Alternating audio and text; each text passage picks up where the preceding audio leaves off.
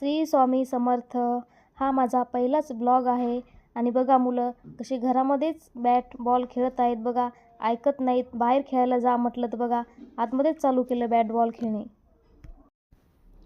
चला मुलांना म्हटलं मी तोपर्यंत खिचडी टाकते, तोपर्यंत तुम्ही खेळा. मी खिचडी होईपर्यंत तोपर्यंतच खेळा, नंतर खेळणं बंद करायचं आहे. आणि आज खिचडी साधीच खिचडी बनवली आहे. आणि तेवढ्यात आणि यांचा फोन आला की भाजीपाला आणला आहे. तोपर्यंत मंथनला म्हणला खाली जाय तू.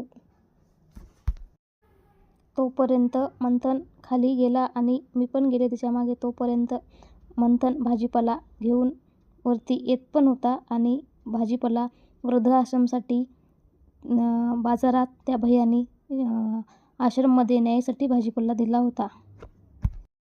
आणि मी पण लगेच खाली गेले. मला वाटलं त्यात खूप भाजीपाला असेल आणि मी पण भाजीपाला आणायला त्याच्या मागेच गेले. तोपर्यंत मंथन भाजीपाला घेऊन दोन हातात दोन बॅग. तोपर्यंत मंथन वरी आला आणि दोन बॅग इतकं वजन होतं त्याला उचलत पण नव्हतं. कसं तरी त्यांनी आणलं आणि ठेवून दिलं खुर्चीवर जोरात ठेवून. आणि मग आता मी लगेच चालले होते आमच्या विहानला भेटायला.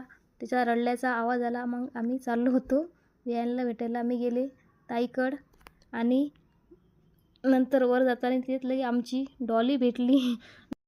आणि विहान रडू लागला आणि खातच नव्हता. खायला खूप तो बदमाशपणा करतो. तो खातच नाही. मी जवळ घेतलं तरी पण खातच नव्हता. तो बघा कसा इकडे तिकडे तोंड करत लपवते. खातच नाही. जबरदस्तीने ताई खाऊ घालत आहेत त्याला. खूप खायचा खूप कंटाळा येतो त्याला. त्याला खूप मस्ती करायला पाहिजे. अंकलसोबत तो खूपच मस्ती करतो तो.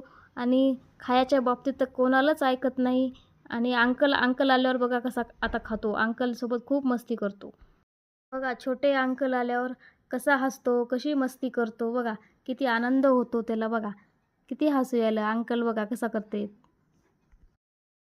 त्याला बघा किती झोप आलेली होती. केवळ खायचं त्याला खायला घ्यायचं नव्हतं. आता बघा किती हसतोय.